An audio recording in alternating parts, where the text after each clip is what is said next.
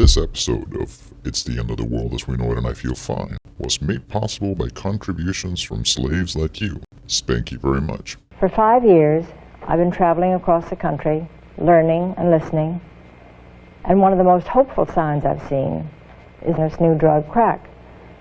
Each time I meet with someone new, I yearn to find a way to help share the message that drugs open your eyes to life, to see it in the vivid colors that God gave us as a precious gift to His children, to enjoy life to the fullest and to make it count. So to my young friends out there, life can be great. And when it comes to drugs and alcohol, there's a big, wonderful world out there for you. It's the end of the world as we know it, and I feel fine. Good morning, slaves, and welcome to another edition of It's the End of the World as We Know It and I Feel Fine, the show where sexist porkers get their just desserts. What is it? Chicken Francoise, Jack.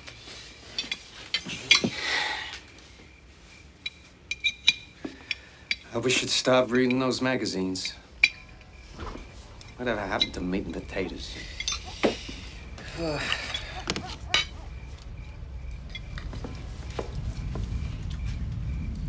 I don't know, Jack. You tell me.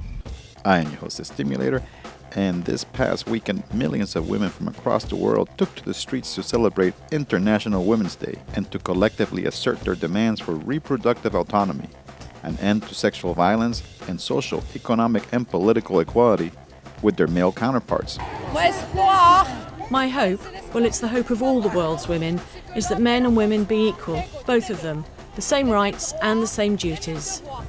Although the holiday itself has long since been co-opted by evil fucking corporations, NGOs, and international development agencies, it was originally started by commies, and for over a century, it has served as an important date for militant demonstrations by badass revolutionary feminists of all political stripes. Way back in 1917, it was a riot at an International Women's Day march in St. Petersburg that first kicked off the Russian Revolution. Wait, what the fuck is that? What the?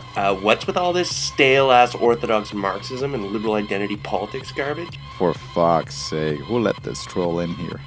Joey, what the fuck is going on back there? No, seriously, Stim, what happened to you? First you do an episode on Murray Bookchin, and now you're big-upping International Women's Day and the Russian Revolution? When did you start drinking the leftist Kool-Aid? What do you have coming up for the musical break? Taylor Swift singing the fucking Internationale? Stick to the riot porn, Stim. Some of us are trying to realize our fucking desires here. Well, then maybe you should actually go and riot yourself, instead of just watching clips online. And be sure and film it, so that you can be on my fucking show without wasting everyone's time like this. Don't tell me what to do, leftist. If there's to be a revolution, there must be a revolutionary party. It seems like any time feminist issues or critiques get raised, some cisgender dude feels the overwhelming need to freak the fuck out. I know that he sexually assaulted someone, but he does really good work. Within anarchist circles, this behavior is often flagged as manarchism. And while it's come to be generally acknowledged that sometimes peeps can go a bit overboard, calling folks out on their privilege, this should not be used as an excuse by anarchists to gloss over the fact that male entitlement is a huge fucking problem, and the patriarchal social relations that underpin it need to be fucking smashed. Men and boys are in crisis, and they need your help, and they need your support, because they are human beings too. In recent years, certain defenders of male privilege in North America have coalesced into a slimy community of fedora-wearing ponytail crusaders, known as men's rights activists, or MRAs. Tonight's broadcast of The Masculine Feminist has been commandeered by the secret society No Man, National Organization of Men Against Amazonian Masterhood. These sad, pathetic losers spend the majority of their time lurking on Reddit forums, hating on feminists, and blaming the past 3 decades of women's advancements for the fact that sometimes life under capitalism is fucking hard. What are you doing? Shut up, stupid girlfriend! Patriarchy! Now, even though MRAs are easy to make fun of, that doesn't mean that they aren't dangerous, and that their misogynistic YouTube rants don't have serious consequences in real fucking life. On the day of retribution, I am going to enter the hottest sorority house of UCSB.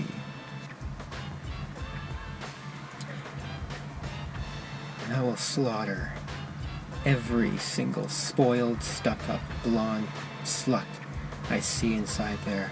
MRAs often downplay or even flat out deny the extremely high levels of gendered harassment and physical assault that women have to deal with every fucking day. This all-pervasive atmosphere of sexual violence is often referred to as rape culture, and it is the primary weapon used by men to maintain their dominant social position under patriarchy. Relax. We'll be gone in a moment. Or I will. I've hired these men to lurk on your sidewalk and pay you compliments all day long. For the better part of a decade now in northern India, a movement of badass women known as the Gulabi Gang has been building itself a fierce reputation and a membership numbering in the tens of thousands. Recognizable by their matching bright pink saris, these women patrol the countryside of Uttar Pradesh, looking for abusive men and kicking the shit out of them with huge bamboo sticks. Can anyone fight alone? Power comes from struggle. Then my battle is not for myself alone. I have seen the pain that women suffer, and they just keep on joining me. Any woman who is suffering is with me. It's their battle.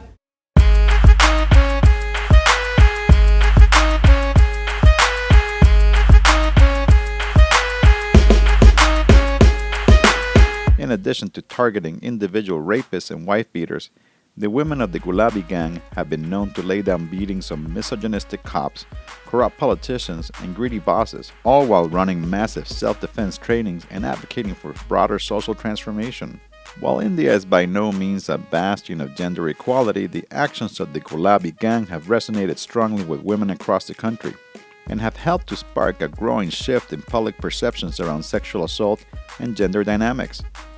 And through their uncompromising physical attacks on the defenders of male privilege, they provide important lessons for feminist movements here in the global north. If MRAs think they have it bad now, maybe they need to be reminded that it can always get a whole lot fucking worse. This not a song to gas a girl head, or get a girl to bed. A proclamation that the queen been shot and dead.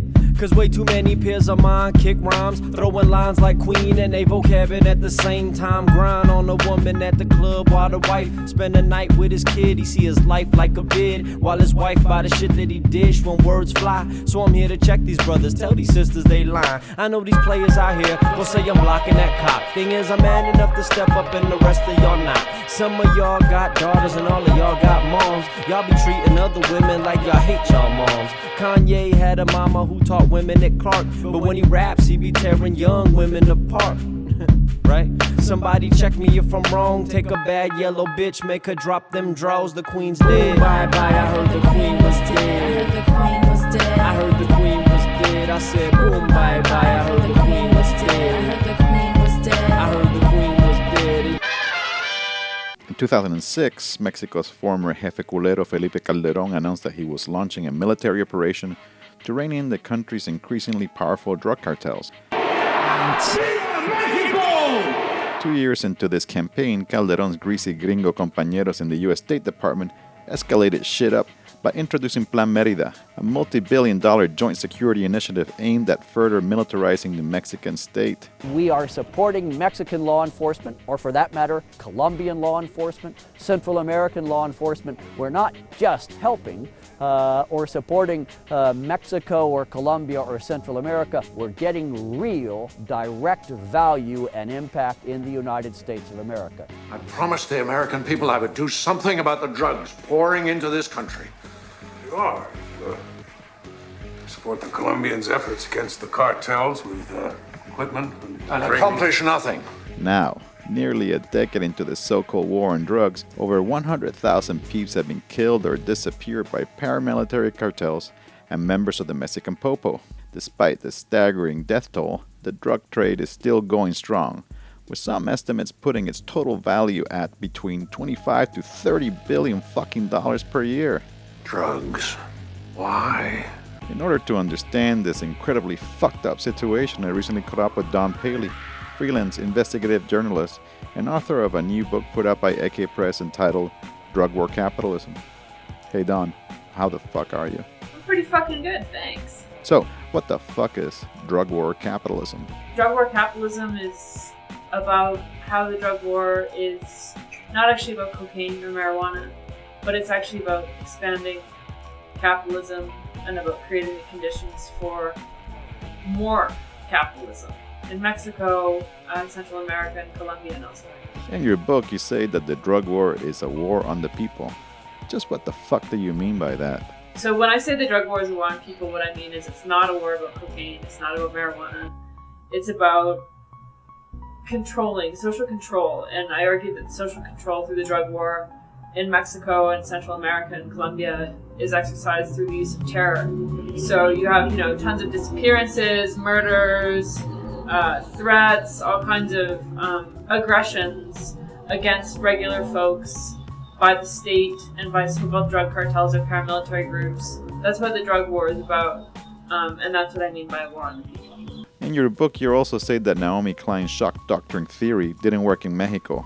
Talk about that. So in her book, The Shock Doctrine, Naomi Klein explains that the shock doctrine took place in Mexico, and what I argue in this book is that it just didn't go far enough. In the same way I argue, for example, that NAFTA, the North American Free Trade Agreement, it didn't go far enough to open up Mexico to foreign direct investment and transnational capital. You still have over half of the land in Mexico is communally owned. You until a year and a half ago had, one of the largest oil companies in the world owned by the Mexican government. And so those are the kinds of changes that weren't possible through that first attempt at the shock doctrine, and that's where I argue that the drug war comes in. Is there a connection between the war on drugs and the 43 missing Normalista students? I argue that it's deeply connected to the war on drugs. I mean, what the war on drugs has done in Mexico through the Merit Initiative, with a huge amount of U.S. funding, is militarize the entire country, create all these splinter groups and fractions of trafficking groups, and basically make the country a far more violent place. So the drug war, the Merit Initiative, is crucial in creating the context for something like the kidnapping of 43 students by police and their disappearance possible. I think before the drug war started, it would have been pretty hard to imagine something like that happening here, like 10 years ago, for example. Recently, Mexican pigs captured top Zeta Cartel Grand Wizard Omar Trevino Morales and Knights Templar Pimp Rocca Servando Gomez. Does this mean that the Mexican government is finally doing their fucking job? I think, Stem, that you gotta ask yourself what the Mexican government's job is. I think that what I argue in the book is that, their job is just like other states, just like every state in the world, is to, ensure that corporations are able to work on their territories within a legal framework and enrich the elite while fucking over, the majority of the population. Will the capture of these two pimp grand wizards actually reduce violence in Mexico? No, in fact, we've seen over and over again that the opposite is true, and when they capture these types of folks or kill them, it usually just leads to more violence. Thanks, Dawn. And that about it for this edition of It's the End of the World as We Know It and I Feel Fine. As it's customary, I'd like to acknowledge the slaves who put some cash out of their nearly empty wallets to help make this anti-capitalist propaganda video mash happen. So, many fucking thanks to Garrick, Noemi, Chris, Robian, Elizabeth, Monica, Justin, Liam, Andres, Yahi, Valentin, Jennifer, Francois, Benjamin, David, Breton, Carol, Shannon, Dylan, Miguel, Stephen, Kyle, Christian, Edward, Jonathan, Sarah, Gregory, Julian, Audrey, Anna, Renzo, Thomas, Carly, Breton, Justina, Gerard, Brittany, Catherine, Kirk, James, Michael, Wesley, Micaiah, Marisol, Oliver, Hansen, Pierre, Jensen, Jason, Samantha, Peter, Jeffrey, Ranko, Gabriel, Daniel, Martin, Bear, Andrew, Jan, and Darren, Malta, India. Also, I'd like to give a warm welcome to the newest members of the Ta Conspiracy, Sebastian, Lydia, Hotlet Enema, and Sexual Chocolate, Chocolatina. Also, want to let you motherfuckers know that February was our biggest fucking month yet in terms of reach, and the videos we put out that month touched over 100,000 pairs of eyes. Not bad for a low-budget anarchist news show. But we owed a bit of gratitude to the folks who helped spread the word and share our shows when they come out. So I want to send a spicy guacamole shout out to A Revolt Digital Anarchy, Films for Action, You're Anon News, the Ex-Worker Podcast, and Revolution News for helping us get the word out. With that said, we get a lot of requests from people who want to help out, but are fucking broke. The best way you can assist us is by spreading the word about this fucking show, by giving us a good review on iTunes, your blog, or Crackbook, or rebroadcasting my foul fucking mouth on your radio station, public access TV channel, or projecting our videos in an alley. All of our productions come with download links to video and audio files, and of course, these can be downloaded to your computer automatically by subscribing to our fucking podcast. And all our videos are anti-copyrights, so you don't need to ask us for permission if you want to burn them on a DVD or chop them up to make a mashup. All this shit I just talked about is just a few clicks away on my fucking website, stimulator.tv. So long for now, and like drug warrior Nancy Reagan once said, smoke lots of weed and listen to Twisted Sister.